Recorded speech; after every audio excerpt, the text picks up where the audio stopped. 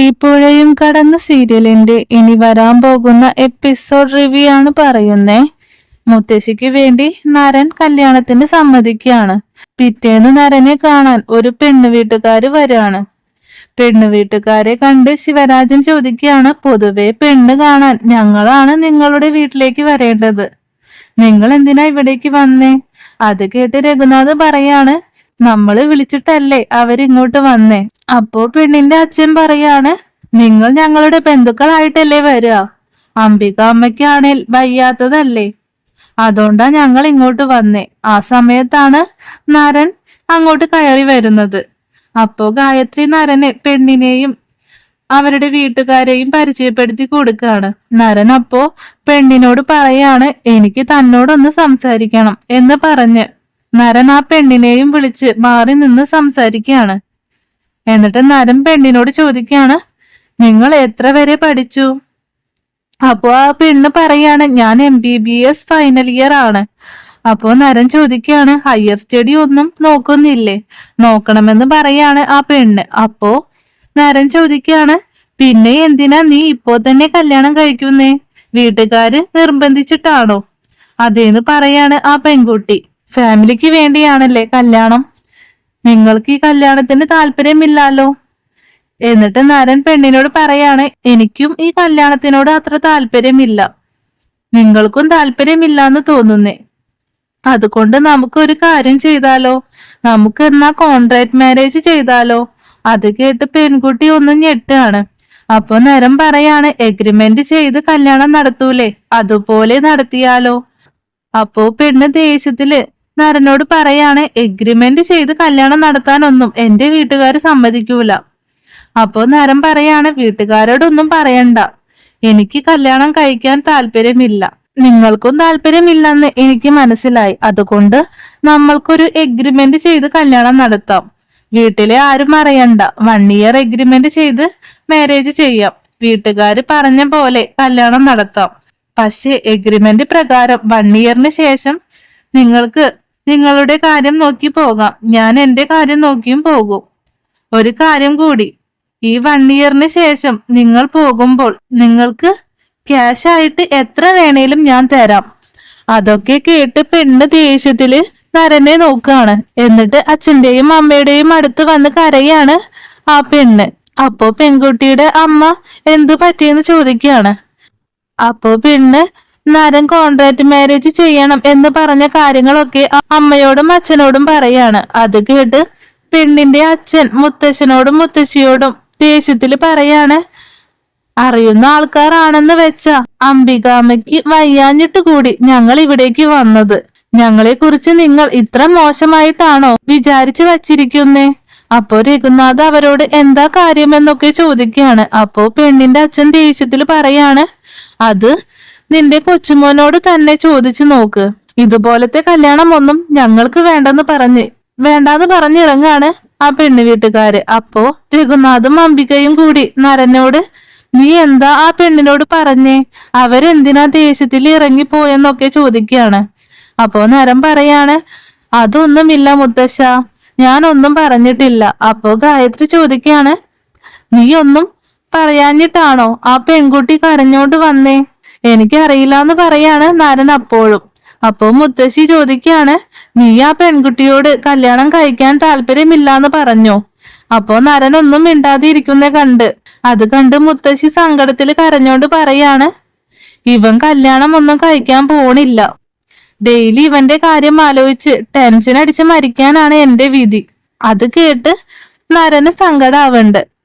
എന്നിട്ട് മുത്തശ്ശിയുടെ അടുത്ത് വന്ന് സംസാരിക്കുകയാണ് നരൻ. അപ്പോ രഘുനാഥ് നരനോട് ചോദിക്കുകയാണ്, എനിക്ക് മനസ്സിലാവാത്തോണ്ട് ചോദിക്കാ, നീ ഞങ്ങളെ വെച്ച് കളിക്കുകയാണോ? അപ്പോ നരൻ പറയാണ്, ഞാൻ മര്യാദയ്ക്ക് തന്നെയാ ആ പെൺകുട്ടിയോട് സംസാരിച്ച്, അതിനാ പെൺകുട്ടി ഓടിപ്പോയതിന് ഞാൻ എന്ത് ചെയ്യാനാ?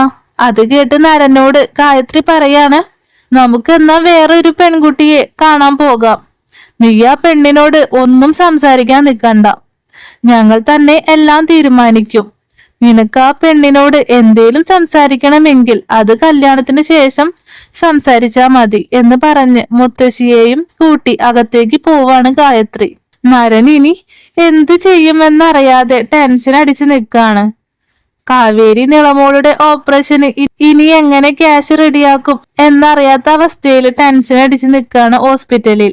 അപ്പോ ഗംഗ വന്ന് കാവേരിയോട് ചോദിക്കാണ്, ഇന്നെങ്കിലും നീ ഹോസ്പിറ്റലിൽ ക്യാഷ് അടയ്ക്കോ? അടച്ചോളാമെന്ന് പറയാണ് കാവേരി. അപ്പോ ഗംഗ ദേഷ്യത്തിൽ ചോദിക്കാണ്, ഇത് തന്നെയല്ലേ നീ 2 ദിവസമായി പറഞ്ഞോണ്ടിരിക്കുന്നത്? എന്തേലും പ്രശ്നമുണ്ടോ? ബാങ്കിൽ ക്യാഷ് വന്നെന്നല്ലേ പറഞ്ഞേ, പിന്നെ അത് എടുക്കുന്നതിൽ എന്താ പ്രശ്നം? അപ്പോ കാവേരി ഒരു ടെൻഷനോടെ പറയാണ്, ഇത് വലിയ എമൗണ്ട് അല്ലേ, അതുകൊണ്ട് നമ്മുടെ നാട്ടിലെ ബാങ്ക് മാനേജറുമായി സംസാരിക്കേണ്ടി വരും, അതുകൊണ്ടാ ഇത്ര ലേറ്റ് ആവുന്നേ. അപ്പൊ ഗംഗ പറയാണ്, നീ എന്തോ എന്നിൽ നിന്നും മറയ്ക്കുന്നുണ്ട്, നിന്റെ മുഖം ശരിയല്ല. വിനീതേട്ടനും ടെൻഷൻ അടിച്ചാ നിക്കുന്നേ. എന്തേലും പ്രശ്നമുണ്ടേൽ നീ എന്നോട് പറ. അപ്പൊ കാവേരി പറയാണ്, ഒരു പ്രശ്നവുമില്ല ഗംഗ ചേച്ചി, നിളമോളെ ആലോചിച്ചുള്ള ടെൻഷനാണ് എനിക്ക്. കാവേരി ഡോക്ടറിന്റെ അടുത്തേക്ക് ചെല്ലാണ്. ഡോക്ടർ എന്നിട്ട് കാവേരിയോട് പറയാണ്, ഓപ്പറേഷൻ പ്രോസസ്സ് സ്റ്റാർട്ട് ചെയ്യണം. നിങ്ങൾ എന്താ ഇതുവരെ ആയിട്ടും ക്യാഷ് അടയ്ക്കാത്തേ? അടച്ചോളാമെന്ന് പറയാണ് കാവേരി.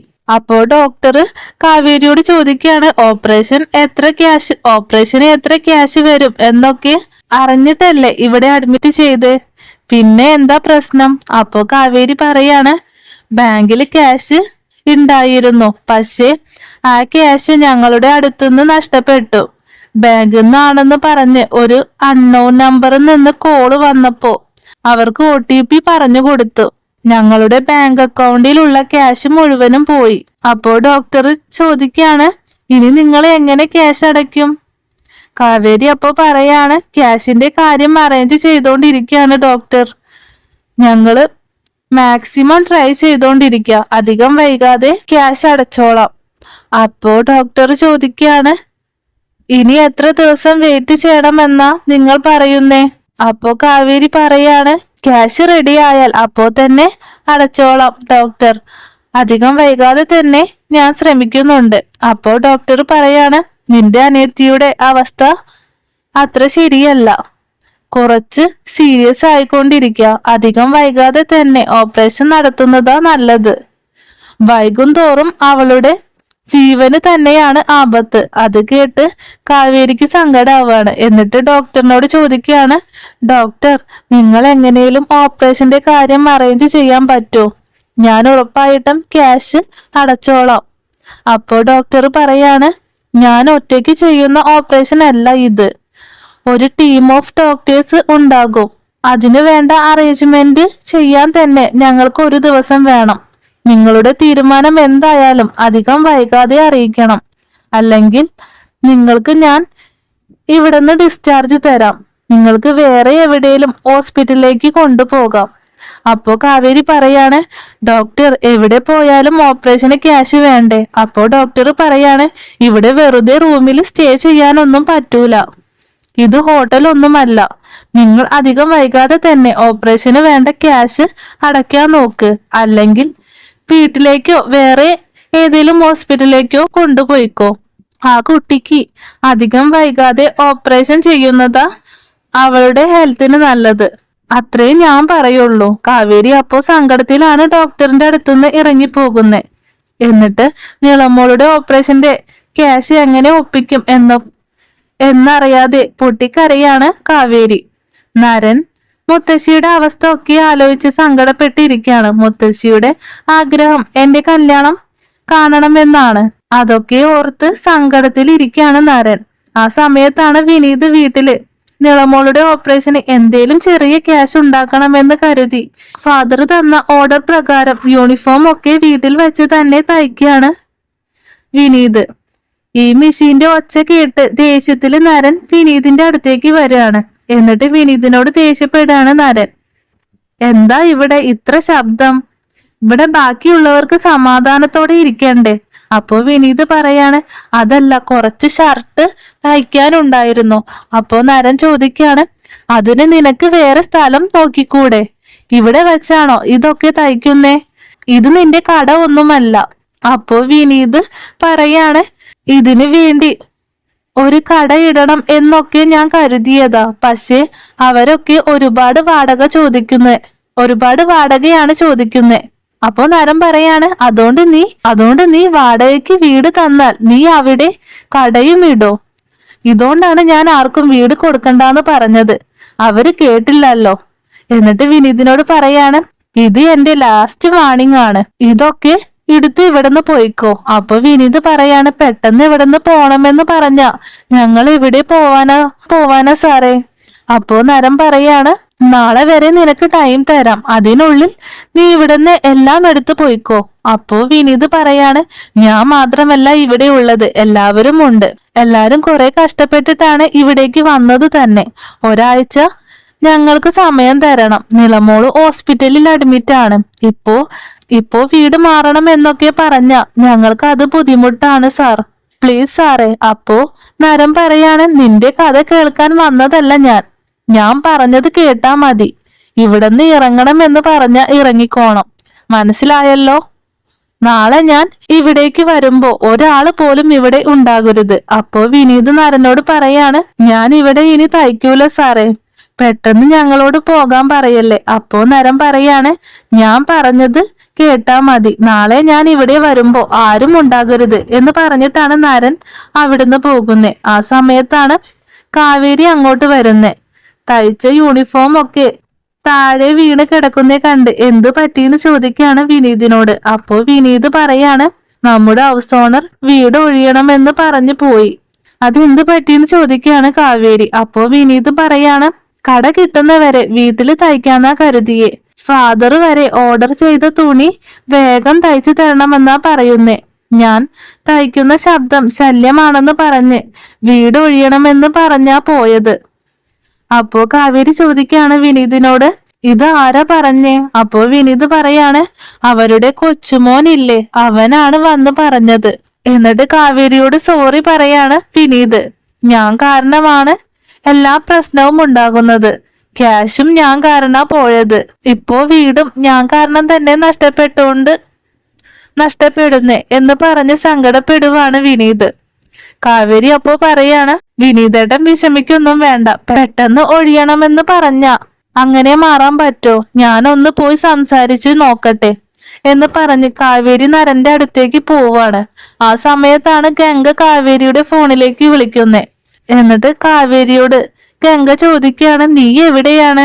വീട്ടിലാണെന്ന് പറയാണ് കാവേരി. അപ്പോ ഗംഗ കാവേരിയോട് ചോദിക്കുകയാണ്, നമ്മൾ എന്തുകൊണ്ടാ ഇതുവരെ ക്യാഷ് അടയ്ക്കാത്തെ? നിളമോൾക്ക് ഇപ്പോ തീരെ വയ്യാത്ത അവസ്ഥയിലാണ്. നീ എന്തേലും എന്നിൽ നിന്നും മറയ്ക്കുന്നുണ്ടോ? നിളമോൾക്ക് പെട്ടെന്ന് ശ്വാസം കിട്ടാത്ത പോലെയായി. ഇപ്പോഴാ ഒന്ന് നോർമൽ ആയത്. അവളുടെ ഓപ്പറേഷൻ പെട്ടെന്ന് നടത്തണമെന്നോ ഡോക്ടേഴ്സ് ഒക്കെ പറയുന്നേ. നമ്മൾ എന്തുകൊണ്ടാ ഇതുവരെ ക്യാഷ് അടയ്ക്കാത്തെ? ക്യാഷ് അടച്ചോളാം എന്ന് പറയാണ് കാവേരി. ചേച്ചി പേടിക്കാതെ ഇരി, ഞാൻ ക്യാഷുമായിട്ട് അങ്ങോട്ട് വരാം. കാവേരി എന്നിട്ട് നരന്റെ അടുത്തേക്ക് പോവാണ്. കാവേരിയെ പെട്ടെന്ന് കണ്ട നരൻ, നീ എന്താ എന്റെ വീട്ടില് എന്ന് ചോദിക്കുകയാണ്.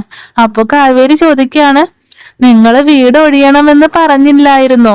അത് ചോദിക്കാൻ നീ പെർമിഷൻ ഇല്ലാതെ എന്റെ വീട്ടിലേക്ക് കേറി വരുമോ? അപ്പോ കാവേരി പറയാണ്, പെട്ടെന്ന് നിങ്ങള് വീട് ഒഴിയണമെന്ന് പറഞ്ഞ ഞങ്ങൾ എവിടെ പോവാനാ? വിനീതേട്ടൻ തയ്ക്കുന്ന ഇഷ്ടമല്ലെങ്കിൽ പറഞ്ഞാ പോരായിരുന്നോ? അതിനു വേണ്ടി വീട് ഒഴിയണമെന്നൊക്കെ പറയണോ? അപ്പോ നരൻ പറയാണ്, ഇത് എന്റെ വീടാണ്. എന്റെ ഇഷ്ടത്തിന് ഞാൻ എന്ത് വേണേലും ഇവിടെ സംസാരിക്കും. അപ്പോ കാവേരി പറയാണ്, നിങ്ങളുടെ വീട് ആയത് കൊണ്ടാ ഞാൻ നിങ്ങളോട് സംസാരിക്കുന്നേ. ഇപ്പോ ഞങ്ങൾ നിൽക്കുന്ന അവസ്ഥ വളരെ മോശമാണ്. നിങ്ങൾ എന്തായാലും ഞാൻ പറയുന്നേ ഒന്ന് കേൾക്കണം, കേട്ടേ മതിയാകൂ എന്ന് പറഞ്ഞ് അവര് കടന്നുപോയ അവസ്ഥയും നിളമോളുടെ ഓപ്പറേഷന്റെ കാര്യവും ക്യാഷ് നഷ്ടപ്പെട്ടതിന്റെ കാര്യവും ഒക്കെ നരനോട് പറയാണ്. അത് കേട്ട് നരൻ കാവേരിയോട് പറയാണ്, ഞാനൊരു ഓഫർ തരട്ടെ നിനക്ക്. നിന്റെ അനിയത്തിയുടെ ഓപ്പറേഷന് എത്ര ക്യാഷ് വേണോ അത് മുഴുവനും ഞാൻ തരാം.